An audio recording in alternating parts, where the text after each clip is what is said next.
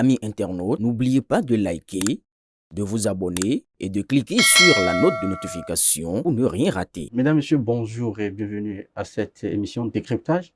Ce matin, on décrypte la trêve politique constituée par la nouvelle constitution de notre République, le Bénin. Il s'agit bien sûr de cette nouvelle constitution qui a d'ailleurs permis à ce qu'on ait des élections présidentielles récentes où le duo Talata Wadani est venu en tête le 24 prochain. Ce duo va entrer officiellement en fonction, mais déjà ici, dans le rang des populations, aussi bien dans le rang des personnes averties, des spécialistes et aussi bien dans le rang des journalistes, une question taraude de l'esprit.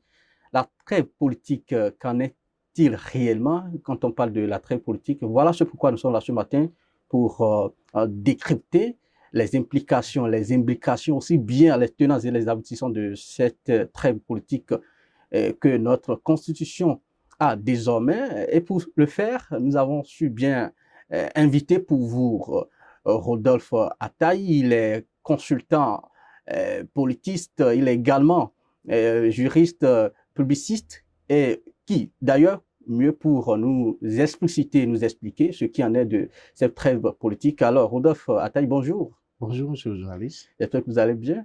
C'est un plaisir d'être là et je vais super bien. Le plaisir est partagé.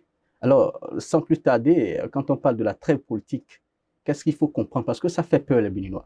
D'abord, je voudrais assurer et rendre rassuré avant d'expliquer, dire que certes, la trêve fait peur peut-être d'expression.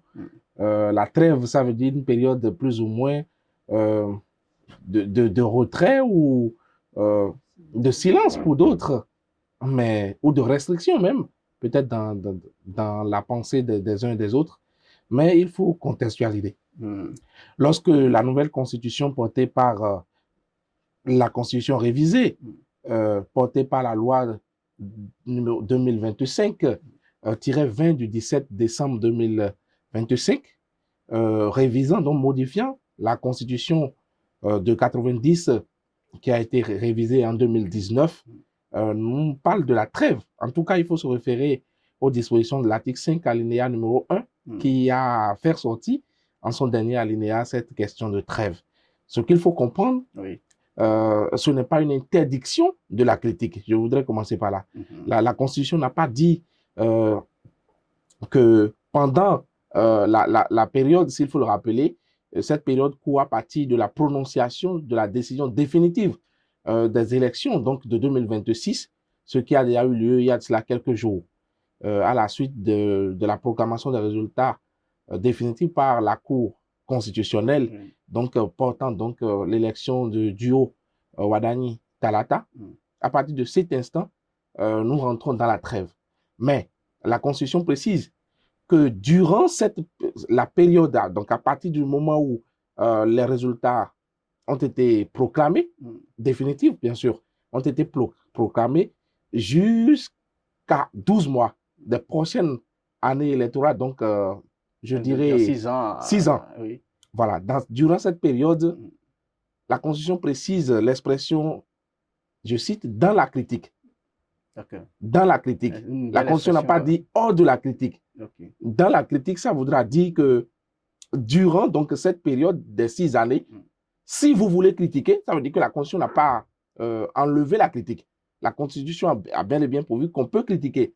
Mais juste qu'en voulant critiquer, il y a une posture qu'il faudrait avoir. Il ne faudrait plus critiquer pour faire de la campagne. C'est-à-dire que pendant que le gouvernement est là, ou le nouveau président est là, pour mettre en place son programme, son projet de société qui deviendra programme d'action du gouvernement, qu'un parti politique se réclamant de l'opposition en même temps, chaque fois qu'il y a peut-être une faille apparente ou plus ou moins, en tout cas selon ce parti-là, que cela ne devient pas plus ou moins un prétexte pour ce parti pour se lancer en même temps en campagne, peut-être à 6 mois, même après la passation ou la prestation de serment du président de la République. À 6 mois après, vous imaginez, il reste encore. Il y en a même qui font même 2 mois après, 2 mois. Justement, et la critique commence et on lance les hostilités pour ce qui parfois, plus ou moins, et c'est dans ce sens-là que cette trêve a été intégrée dans la Constitution. Donc, ce qu'on dit, c'est que la critique est tolérée. Cette trêve, si elle est perçue comme une période où il faut éviter de faire de la campagne. Je pense qu'il faut être précis. Dans cette trêve-là, on voudrait ici interdire de faire de la campagne, ce qui est logique.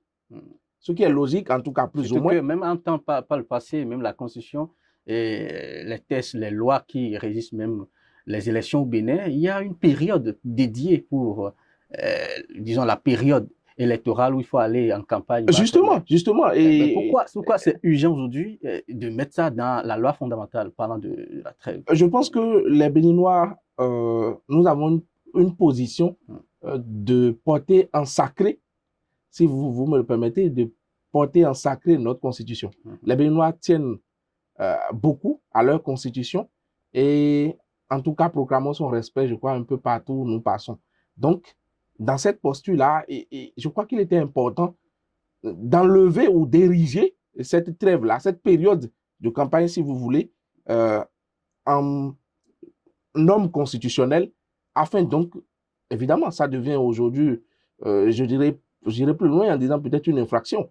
Si vous ne respectez pas la trêve et que vous mettez en campagne politique pendant cette période de trêve, je suis sûr que des dispositions viendront certainement préciser le contour, mais il y aura quand même des sanctions qui sont prévues. Et déjà, il y a des sanctions dans la Constitution, des sanctions constitutionnelles. Oui, avant même d'en arriver, de parler des sanctions, d'autres implications que je vois, c'est qu'aujourd'hui, cette trêve permet-elle réellement aux hommes politiques de pouvoir s'exprimer? Est-ce que ce n'est pas une manière de les museler, comme d'aucuns le disent, surtout au niveau des partis politiques de l'opposition? Moi, je pense que non. Et je vais direct en répondant donc que je pense que non. Donc, il n'y a pas à s'inquiéter. Non, attendez. Oui.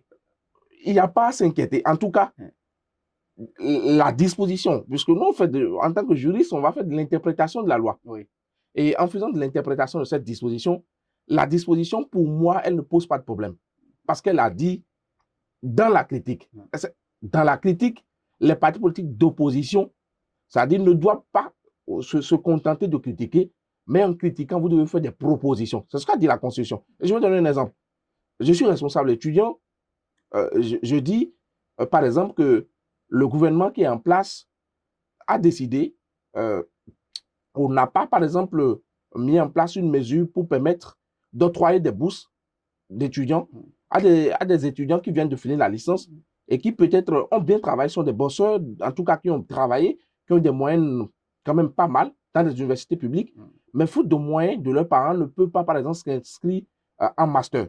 Et donc, moi, je dis que l'inaction du gouvernement, je donne un exemple, hein, je dis l'inaction du gouvernement dans ce domaine-là, par exemple, constitue une violation du droit à l'éducation qui est un droit constitutionnel proclamé dans la Constitution. Attendez, c'est ce que moi je dis. Ça veut dire que je critique le gouvernement. On est d'accord, hein? En donnant cet exemple, je suis en train de critiquer le gouvernement. Mais je ne dois pas me contenter de dire ça. Quand je dis ça, je parle bien sûr selon l'esprit de cette disposition de l'article 5-1. Je dois dire que, pour moi, je pense que le gouvernement gagnerait, par exemple, à mettre en place, peut-être même à diminuer, ou plus ou moins à tirer dans certaines ressources disponibles au niveau des universités, à tirer dans certaines ressources financières pour pouvoir créer donc ce cadre-là, mettre en place ces bourses-là et tirer suivant des critères, donc les critères de sélection de qui peut être attributaire de ce bourse, bénéficiaire de cette bourse, et de dire par exemple que peut-être on prendra par faculté les 5 premiers arrivant en termes de leur licence dans chaque promotion. C'est une proposition claire. Justement. Oui. Donc la disposition dit que vous ne pouvez plus vous permettre de venir critiquer pour critiquer et profiter pour faire de la campagne en critiquant les actions du gouvernement. Ça, c'est terminé. Mais quand c'est comme ça, du côté des partis de la mouvance, quand les politiques à ce niveau font des critiques laudatives où on louange, est-ce que ça n'entache pas ou ça n'empiète pas peut-être sur la trêve qui a été proposée? Et ça, c'est permis. Moi, attendez. Soyons sur les tests. Oui. Le test dit critique. Et moi, je vais rester dans le domaine de la critique. Mais il y a des critiques positives également. Justement. Et là, je pense qu'il n'y a aucun problème. Il faut qu'on soit d'accord. Hein. Parce que même pendant des périodes où la trêve n'était pas prévue, de la même manière que d'autres personnes critiquaient, profitaient pour faire de la campagne, d'autres personnes profitaient pour faire des louanges des gouvernements en place. cela n'a jamais posé de problème par rapport aux louanges. Ce qui pose de problème et qui empêche parfois l'atteinte de certains objectifs fixés dans les projets de société, ce sont justement les critiques déguisées, les campagnes déguisées en critiques dans les périodes. Donc, je suis d'accord qu'on peut s'inquiéter. Mais c'est là que je vais. Je suis d'accord qu'on peut s'inquiéter en demandant si les garde-fous existeraient pour que, justement, on arrive à distinguer. Parce qu'il va falloir faire la distinction entre quand est-ce que la personne est en train de critiquer et proposer à la fois et quand quelqu'un est en train d'aller dans le dérive pour éviter au fait l'autoritaire ou l'autoritarisme ou l'arbitraire dans peut-être la répression. Parce qu'il ne faut pas oublier que l'article 113 de la alinéa 1 de la Constitution fait du Sénat le garant. Le Sénat, le nouvel organe, oui, fait du Sénat le garant de cette trêve politique. Donc, l'organe qui sera chargé constitutionnellement de sanctionner conformément à la Constitution cette trêve politique, c'est le Sénat. Donc, justement, toute la technicité de l'appréciation de cette trêve politique, de cette critique va se situer au niveau du Sénat. Maintenant, selon les défenseurs des droits humains, plus ou moins, ceux qui sont pour la liberté de la critique, la liberté d'expression, les médias, et j'en passe, ils sont en droit de se poser la question de savoir est-ce que cette trêve signifie qu'on ne peut plus parler, qu'on ne peut plus critiquer librement. Je pense que non. Juste que cette trêve-là vous impose qu'en critiquant, il faut proposer. Alors, je pense que, permettez-moi, je vais finir sur ça, en disant que lorsque vous critiquez et qu'on vous demande de proposer, c'est pour éviter des gens qui critiquent pour critiquer. Parce que parfois, on a l'impression que certaines personnes critiquent des actions. Or, en réalité, quand on les place dans les mêmes conditions de décideurs, ils ne pourront prendre aucune décision. Donc, cette critique, pour moi, elle n'est pas bonne. Parce que la critique doit être constructive.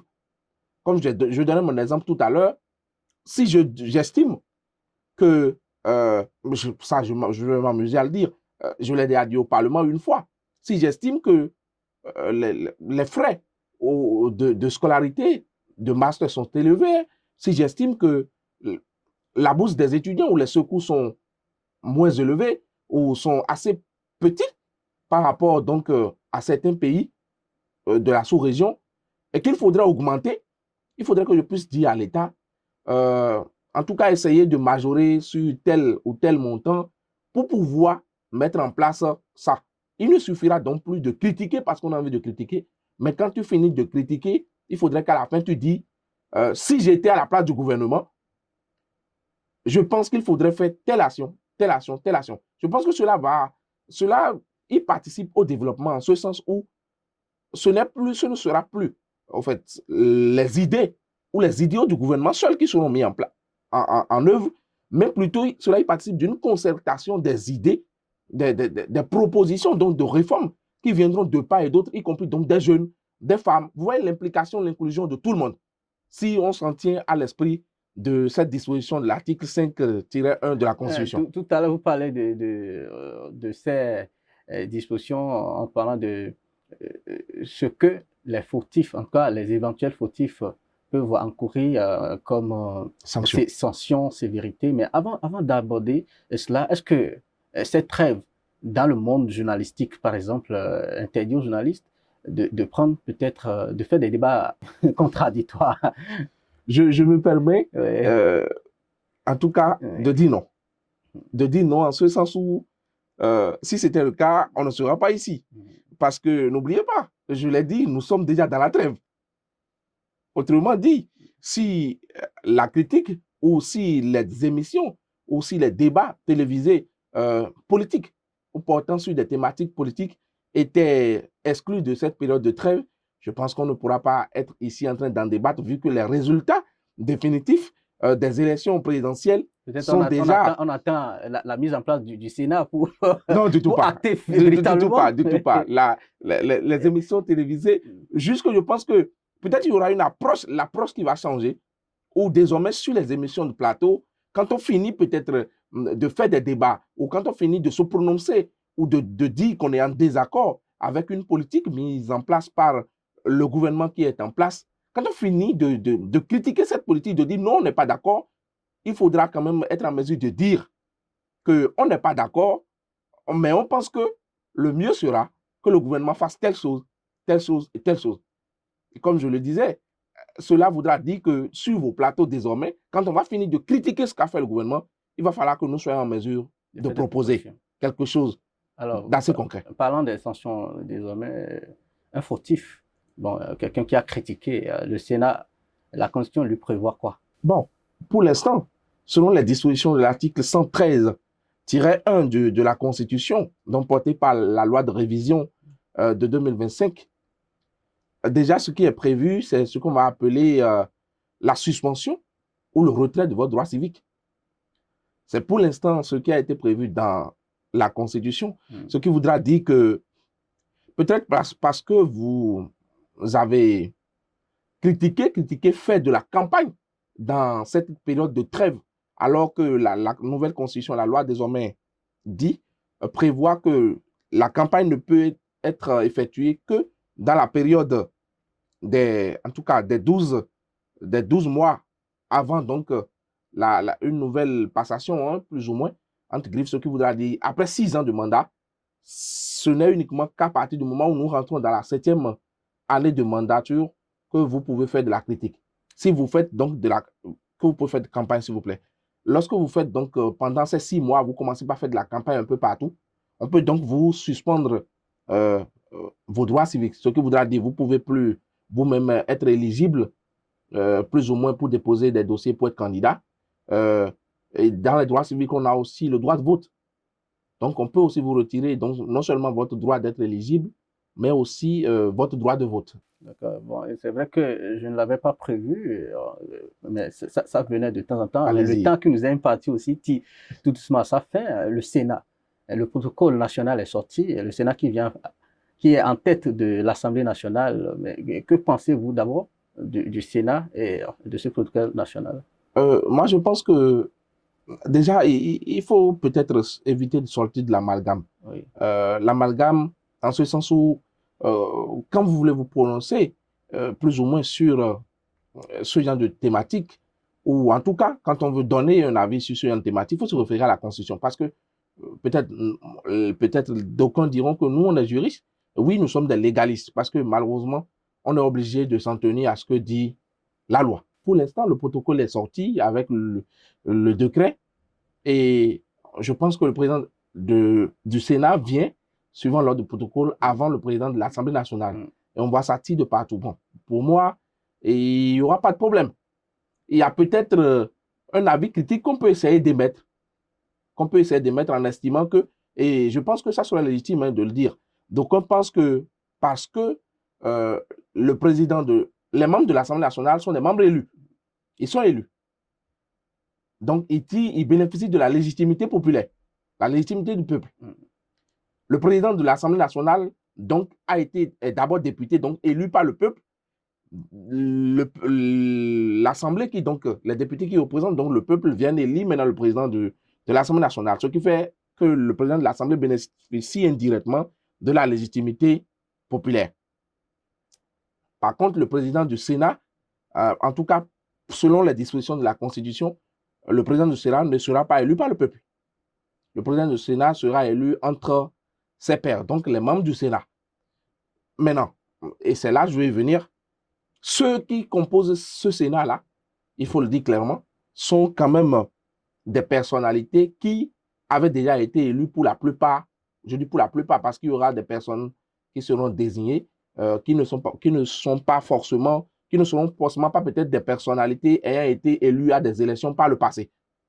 Maintenant, en entendant le règlement intérieur et la loi organique sur ce Sénat, il y a des choses qu'on ne peut pas dire. On ne pourrait que faire des propositions ou peut-être des suggestions, mais cela ne sera pas forcément vrai parce qu'on attend en fait ces règlements intérieurs et cette loi organique sur le Sénat qui viendra nous dire qui peut être, et je suis sûr que peut-être ça sera le cas, on pourra par exemple dire que le président du Sénat ne sera élu que parmi un certain nombre de personnalités qui vont composer cette institution qu'est le Sénat.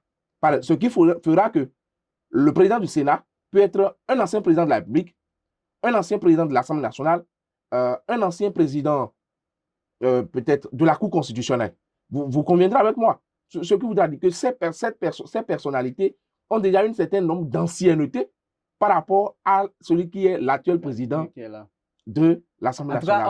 De ce point de vue, oui, j'estime que si l'ancien, en fait, il y a le droit d'aînesse, plus ou moins qu'on peut subtilement dire que le droit d'aînesse va s'appliquer dans ce cas. Donc, c'est possible et logique que le président du Sénat... Nous sommes en Afrique, le droit de l'aîné d'aînesse est reconnu. Est sacré, consacré, je vais dire. Alors, nous sommes à la fin de cette émission décryptage. On a décrypté la trêve politique. On en a profité également pour parler du Sénat, quand bien même on n'a pas encore assez d'éléments. C'est sûr, on y reviendra. On était avec Rodolphe Ataï, il est consultant, il est analyste politique, il est juriste également. Merci de nous avoir suivis. À très bientôt pour un nouveau numéro.